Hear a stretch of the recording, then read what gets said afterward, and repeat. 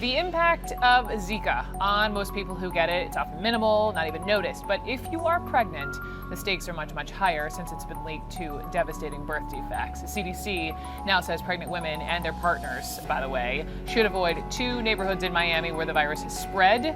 So it is perhaps not surprising that a number of expectant moms in South Florida are changing their daily lives dramatically to avoid those mosquito bites. My next guest is one of those people. Amanda Paradis joins us now from Fort Lauderdale, from the confines of your home. Amanda, first of all, congrats on soon-to-be baby number 1. You're 17 weeks pregnant.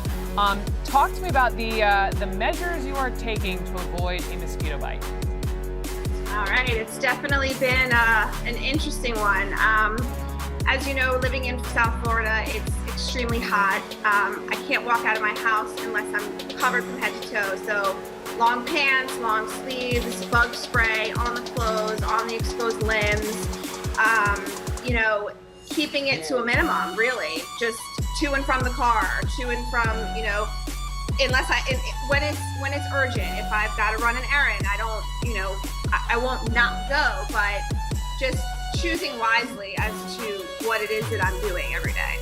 So not only that, and mind you, South Florida, it's hot, so knowing that you're covering yourself from head to toe is not lost on me, A. And B, you live there in Fort Lauderdale. I understand, you had a full-time sales job where you had to go to Miami quite a bit. You have altered your workflow to avoid that, yes? That is correct. I covered all of Miami-Dade County for work, and my husband and I had a lot of discussions about it, and we just didn't feel comfortable having me go there every day anymore. I did spend a decent amount of time outdoors, going to and from my buildings where I needed to be for meetings, etc. And it just wasn't a risk that we were willing to take. So luckily, I work for an amazing organization who is very respectful and accommodating, and they did give me a part-time position where I will be working from home. So big changes there as well. So here's my question. Is this, all of these measures you're taking, is this from your doctor, or are you and your husband being overly cautious? It's a little bit of both. I mean, the doctor definitely looked us in the eye and said, you are at risk. There's no doubt about it. But this was more of a family decision, a family choice. It's not worth it to us. All it takes is one. It takes one mosquito bite, and our entire lives could be impacted. So this was the best and easiest decision for us to make, actually. Final question, just quickly. I mean, what's the sense among people like you, moms-to-be? Because I see pictures, people still partying in South Beach where, Zika has been found. What's the sense among moms-to-be where you are? I mean, it's frightening. I know that there's some moms who, depending on their situation, everyone's just doing what they feel is necessary. Some people aren't leaving the house at all. Some people, like me, are just covered from head to toe, even though it's 1,000,000 degrees outside. Some people I've heard, not nobody I know personally, but they're leaving the state. It's really a scary, scary thing. And unless you are pregnant, I don't think you're thinking twice about it, because why would you, really? But what does your husband say? He's actually, he was more concerned at the beginning than I was, to be honest with you. I don't think I realized the severity, probably like some other women out there, but we really just kind of came together, and once I started doing more research and realizing that there's so many more cases now, local cases, it really got me. And so, and him too, he walks the dog now. I don't walk the dog. He's also covering himself. He's wearing a hoodie and sweatpants, once again, 100 degrees outside, just to walk the dog, because he's got to stay safe too. My goodness. 5 months to go, Amanda. Good luck. My best to you, and congratulations. Such a huge deal. Amanda Paradis in Fort Lauderdale. Thank you. For the occult, and that's how we have to look at it. The occult is a double-edged blade, however. There is, again, a light side to it and a dark side to it, and it's all dependent on how that knowledge is used. So the knowledge contained within the occult sciences can be used for good, which I consider the uplift of consciousness, or it can be used for evil. The manipulation of consciousness, the control of people, and ultimately putting people into bondage and slavery. To clearly distinguish between these different usages of occult knowledge, I refer to occult knowledge that is employed toward the expansion of human consciousness and morality as light occultism or magic. Now, some people won't make this distinction. They'll say it's all one body of information, I'm going to just group it all in. And it's a very dangerous proposition because those people, again, take a very unidimensional approach, and they usually take the approach it's all bad, and therefore none of it should be looked into. Religious people take this approach. It's why they don't understand the occult. Many New Agers take this approach. Now they say, if it's not pure spiritualism or pure spiritual mysticism, then I don't want anything to do with it. I consider that's dark stuff or sorcery. It's a very unidimensional and naive and childish view of this body of science. Okay? So that's what I call light occultism. When you use this hidden knowledge toward the uplift of humanity, toward the expansion of consciousness and the expansion of morality.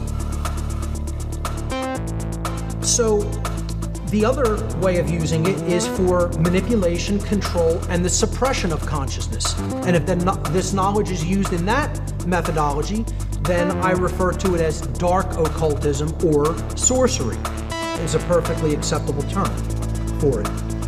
Thus, the practitioners of light occultism could be referred to as light occultists, magicians, magi, light builders, or light workers. All terms that I feel can be used interchangeably as long as we're looking at it within the context of occult knowledge as I have defined it in my working definition. And you can look at the practitioners of dark occultism as dark occultists, sorcerers, dark builders, or dark workers. All terms that I feel are perfectly acceptable and interchangeable with each other. So why has such knowledge been hidden from humanity? Well, we'll look at why each set of occultists hide this information.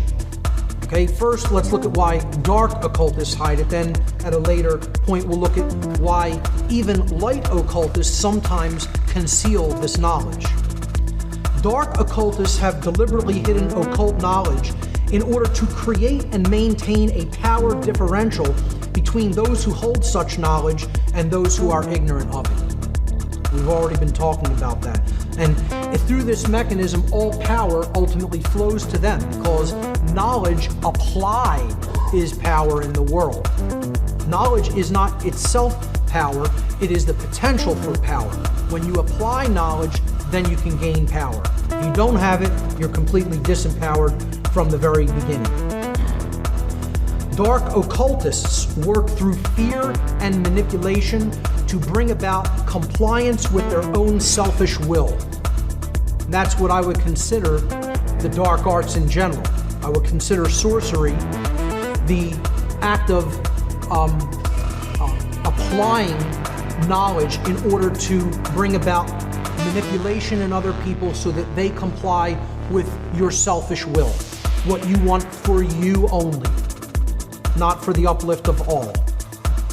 Dark occultists' work is always done in secrecy. They don't want to do their works in the light of day where everyone can know what they're doing. They're constantly contravening the freedom and prosperity of all but themselves, of course. That's the out-of-control ego run amok. The pure left brain, modality of consciousness without the balance of the sacred feminine, compassionate, creative right brain.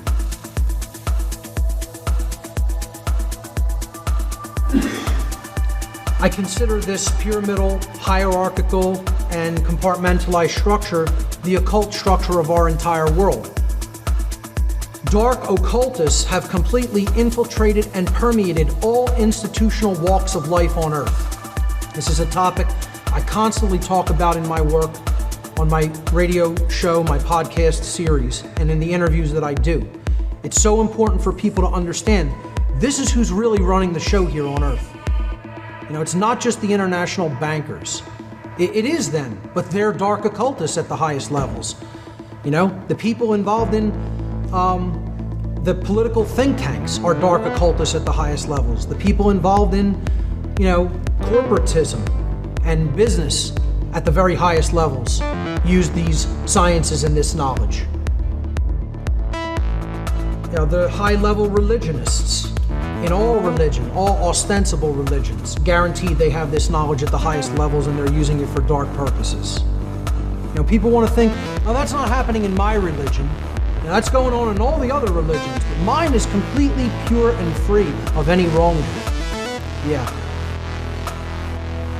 Through their manipulation of these institutions, dark occultists currently hold the overall mindset of the human population in a general state of unconsciousness, thus holding humanity in a state of slavery. They have the hordes of humanity in thrall. Okay? They are completely at their mercy at this point because of the amount of knowledge that they lack. Not only regarding what the occult is in general, but regarding the multifaceted array of mind control methodologies that are being used against them on a daily basis, that they're being barraged with. And until we level that playing field through knowledge, don't expect it to change. The thing that the two states that dark occultism wants to hold the overall population is what I call the mental schism and the worldview schism. Okay, they want to hold people in a state of chronic, imbalanced thought. And then they want to hold people in a chronically imbalanced overall worldview regarding human nature and life in general. If they can keep people in those modes of consciousness, they can keep their control over their behavior because they have control over their mind as a result. So the mental schism works through mind control methods, all the multifaceted soft mind control techniques that I covered over the course of about a year and a half on my radio shows. And in general, how it works is keeping people chronically imbalanced toward one type of consciousness or another, one type of brain activity or another. Either the masculine left brain modality of consciousness or the feminine right brain modality of consciousness, but never actually holistically bringing them both together in a state of balance. They want it in a chronic state of imbalance, such that most people are either always left brain or always right brain. If the left brain, the masculine component of the brain, the intellect, depicted here by the upward pointing triangle, which is an ancient archetypal symbol known as the blade, representing